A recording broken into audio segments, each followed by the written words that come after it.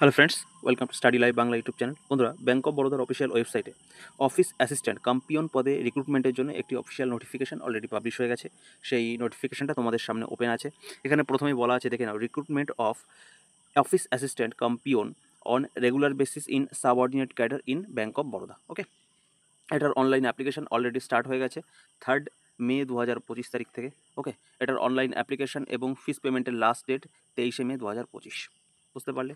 এছাড়া এখানে দেখে নাও, এখানে স্টেট ওয়াইজ এবং ক্যাটাগরি ওয়াইজ ভ্যাকান্সি টেবিলটা দেওয়া আছে। তোমরা কোন স্টেটে ফর্ম ফিল আপ করতে চাও এবং তুমি কোন ক্যাটাগরি থেকে বিলং করো, তোমার সেই ক্যাটাগরিতে কত ভ্যাকান্সি আছে, তোমরা এখান থেকে ডিটেলসটা দেখে নাও। ওকে, এখানে দেখে নাও, টোটাল ভ্যাকান্সি আছে 500টা। ওকে, পুরো ভারতবর্ষে টোটাল 500টা ভ্যাকান্সি আছে। এবং ওয়েস্ট বেঙ্গলের ক্ষেত্রে দেখে নাও, ওয়েস্ট বেঙ্গলের টোটাল 14টা ভ্যাকান্সি আছে। এসসিদের জন্য আছে 3টে, এসটিদের কোনো ভ্যাকান্সি নেই। ওকে, এছাড়া এখানে তোমরা ক্যাটাগরি ওয়াইজ দেখে নাও, ওবিসিদের জন্য আছে 3টে, ইডাব্লিউএসদের জন্য আছে একটা। ওকে, ইউআরদের জন্য আছে টোটাল 7টা ভ্যাকান্সি ওয়েস্ট বেঙ্গলে। ওকে, চলো নেক্সট। এখানে দেখে নাও, এখানে অফিস অ্যাসিস্ট্যান্ট কাম পিয়ন পদে রিক্রুটমেন্টের জন্য এই অফিসিয়াল নোটিফিকেশনটা পাবলিশ হয়েছে।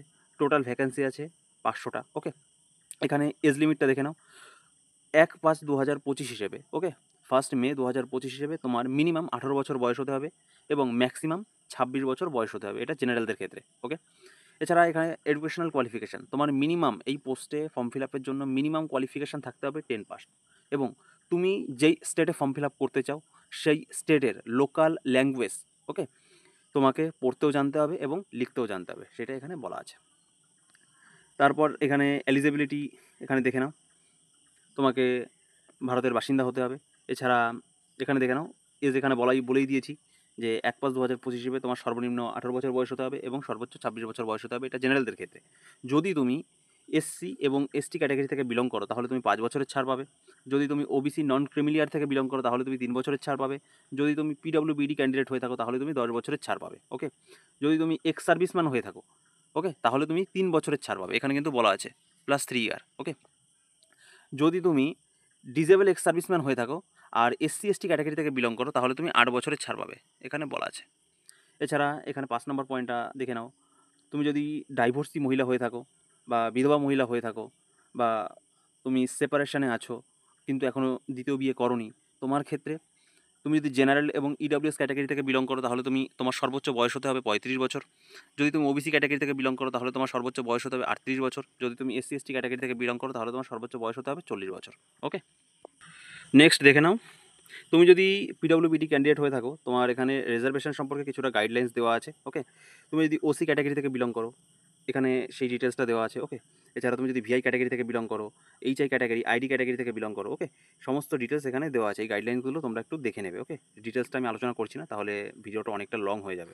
তোমরা এখান থেকে একটু দেখে নিও তোমাদের ক্যাটাগরি ওয়াইজ। এখানে বলাই আছে, দেখে নাও, ডেফিনেশন অফ এক্স সার্ভিসম্যান, সমস্ত ডিটেলস এখানে দেওয়া আছে। তোমরা কাইন্ডলি একটু তোমাদের ক্যাটাগরি ওয়াইজ একটু দেখে নিও। এছাড়া এখানে দেখে নাও, ইডব্লিউএস ক্যাটাগরি সম্পর্কে বলা আছে যে তুমি কোন কোন ক্রাইটেরিয়া থাকলে ইডব্লিউএস ক্যাটাগরি থেকে তুমি বিলং করবে।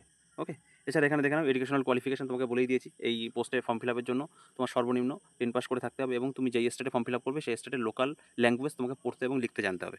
ওকে, এছাড়া এখানে চলো, এখানে প্রথমেই দেওয়া আছে, এখানে 6 নম্বরটা দেখে নাও, এটা গুরুত্বপূর্ণ জায়গা। এখানে অ্যাপ্লিকেশন ফিস এবং ইন্টিমেশন চার্জেসের সম্পর্কে বলা আছে। যদি তুমি জেনারেল, ইডব্লিউএস, ওবিসি ক্যাটাগরি থেকে বিলং করো তাহলে তোমাকে 600 টাকা ফিস পেমেন্ট করতে হবে plus applicable taxes plus payment gateway charges তোমাকে দিতে হবে। ওকে, এছাড়া তুমি যদি SC ST, PWBD, ex serviceman, disable ex serviceman, women candidate হয়ে থাকো তাহলে তোমাকে টোটাল 100 টাকা পেমেন্ট করতে হবে plus applicable taxes plus payment gateway charges, এটা তোমাকে পে করতে হবে। ওকে, এছাড়া নেক্সট দেখে নাও, লোকেশন অফ পোস্টিং, এই সমস্ত ডিটেলসগুলো তোমরা দেখে নেবে। এখানে প্রবেশন পিরিয়ড, তুমি যখন চাকরিটা পাবে রেগুলার বেসিসে তোমাকে প্রথম 6 মাসের জন্য প্রবেশন পিরিয়ডে রাখা হবে। ওকে, টেম্পোরারি হিসেবে রাখা হবে প্রথম 6 মাসের জন্য। তারপর তোমার কাজ দেখবে, তোমার ব্যবহার দেখবে, তারপর তোমাকে পার্মানেন্ট করা হবে। নেক্সট এখানে দেখে নাও 10 নম্বর যে পয়েন্ট, এখানে স্ট্রাকচার অফ অনলাইন টেস্ট, এটা কিন্তু অনলাইনে এক্সাম হবে। প্রথমেই বলা আছে, এখানে প্যাটার্নটা দেওয়া আছে। ইংলিশ ল্যাঙ্গুয়েজটা থাকবে, ইংলিশে 25টা কোশ্চেন থাকবে এবং টোটাল মার্কস থাকবে ইংলিশে 25। ওকে, জেনারেল অ্যাওয়ারনেস এখানে 25টা কোশ্চেন 25 মার্কস, এলিমেন্টারি অ্যারিথমেটিক 25টা কোশ্চেন 25 মার্কস এবং রিজনিংয়ে 25টা কোশ্চেন থাকবে 25 marks. Total 100 question 100 marks. Okay, প্রত্যেকটা কোশ্চেনের মান থাকবে 1। আর তুমি যদি একটা ভুল আনসার করো তাহলে তার জন্য 0.25 ডিডাক্ট হবে।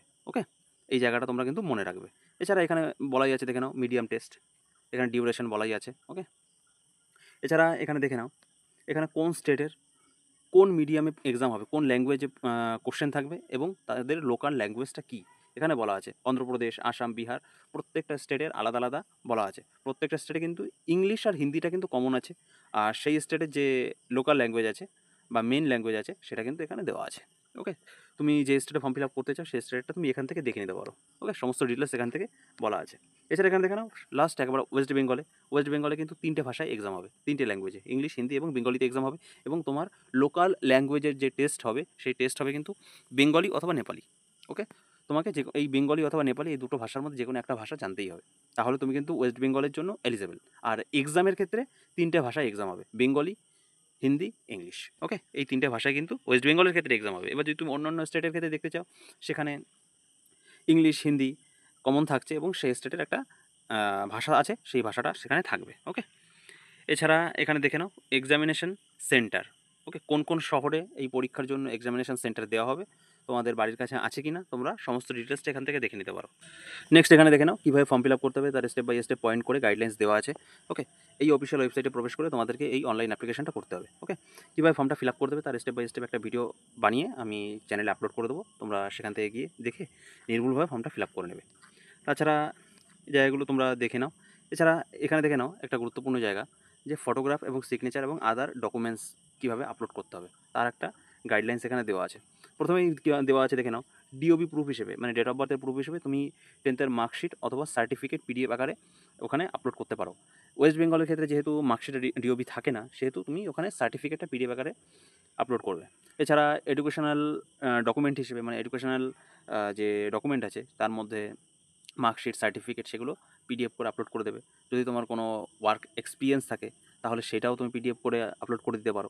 যদি তুমি কোনো ক্যাটাগরি থেকে কাস্ট থেকে বিলং করো তাহলে তার সেই সার্টিফিকেটটাও তুমি পিডিএফ করে এখানে আপলোড করে দিতে পারো। এছাড়া তুমি যদি পিডব্লিউবিডি ক্যান্ডিডেট হয়ে থাকো তাহলে তুমি সেই সার্টিফিকেটটাও পিডিএফ করে আপলোড করে দেবে। ওকে, এখানে বলাই আছে দেখে নাও যে সমস্ত ডকুমেন্ট কিন্তু পিডিএফ আকারে হবে এবং ডকুমেন্টের সাইজ হবে A4 সাইজ। ওকে, এবং ডকুমেন্ট পিডিএফের যে সাইজ আছে সেটা যেন 500 কেবির বেশি না হয়। ওকে, 500 কেবির নিচে যেন থাকে, এই জায়গাগুলো তোমরা একটু খেয়াল রাখবে। এছাড়া তুমি যখন ছবিটা আপলোড করবে, যে ছবিটা আপলোড করবে সেই ছবিটা যেন তোমার যে চোখটা সেটা যেন ক্যামেরার দিকে থাকে, আর ছবিটা যেন পরিষ্কার হয়, আর ছবিটা যেন রঙিন পাসপোর্ট সাইজের হয়। এই জায়গাগুলো একটু দেখে নেবে তোমরা, এই জায়গাগুলো একটু ভালো করে দেখে নেবে। ছবিটা ক্লিন রাখার চেষ্টা করবে, পরিষ্কার রাখার চেষ্টা করবে। ওকে, ছবির সাইজ থাকতে হবে 4.5 সেমি ইন্টু 3.5 সেমি। ওকে, ফটোগ্রাফের সাইজটা এটা রাখবে।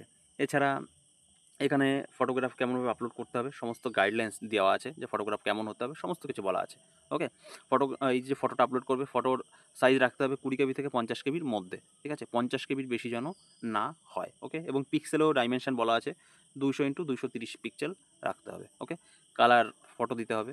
লাস্টে চেষ্টা করবে ছবিটার পেছনে হোয়াইট ব্যাকগ্রাউন্ড দেওয়ার। ওকে, এখানে সিগনেচারের সমস্ত ডিটেলস বলা আছে, সিগনেচারটাও রাখতে হবে 10 কেবি থেকে 20 কেবির মধ্যে, 20 কেবির বেশি যেন না হয়, এবং ডাইমেনশন রাখতে হবে 140 ইন্টু 60। ওকে, এবং এখানে কিন্তু এটা বলা আছে যে ব্ল্যাক পেন দিয়েই কিন্তু তুমি সাইনটা করবে, অন্য কোনো পেন দিয়ে সাইন করার কোনো দরকার নেই, হোয়াইট পেপারে ব্ল্যাক পেন দিয়ে সাইনটা করবে। ওকে, আর সাইনে যেন সব কটা লেটার যেন ক্যাপিটাল লেটারে না থাকে, সেটাও কিন্তু তোমরা মনে রাখবে, এই জায়গাগুলো যেন ভুল না হয়। এছাড়া এখানে দেখে নাও ওই ছবিগুলো 200 ডিপিআই এর মধ্যে রাখবে। ওকে, এবং কালার ফটোগ্রাফ করবে কিন্তু কালার, আর জেপিজি এবং জেপিইজি ফরম্যাটে রাখবে ফটোগুলো। ওকে, এখানে সমস্ত গাইডলাইন্স তোমরা দেখে নাও, এখানে সমস্ত ডিটেল লেখা আছে। ওকে, এই ডিটেল আলোচনা করতে গেলে ভিডিওটা অনেকটা লং হয়ে যাবে। এছাড়া এখানে সার্টিফিকেটের ফরম্যাট দেওয়া আছে। ওকে, তুমি যদি SC/ST ক্যাটাগরি থেকে বিলং করো তাহলে এটা হচ্ছে গিয়ে সেন্ট্রাল ফরম্যাট সার্টিফিকেটের। আমি এই পিডিএফের লিঙ্কটা আমি ডেসক্রিপশনে দিয়ে দেবো, তোমরা সেখান থেকে ক্লিক করে এই পিডিএফটা ডাউনলোড করে নেবে। ডাউনলোড করে নিয়ে ভালো করে ফর্ম ফিল আপ করার আগে এই নোটিফিকেশনটা ভালো করে পড়বে। তারপরে কিন্তু ফর্মটা ফিল আপ করবে। ওকে, এই ফর্ম ফিল আপটা অলরেডি স্টার্ট হয়ে গেছে, আর ফর্ম ফিল আপের লাস্ট ডেট 23শে মে 2025। আর যদি ভিডিওটা ভালো লাগে তাহলে বন্ধুদের কাছে শেয়ার করে দাও এবং লাইক কমেন্ট করো। ওকে, আর ভিডিওটা শেষ পর্যন্ত দেখার জন্য তোমাদের সকলকে ধন্যবাদ।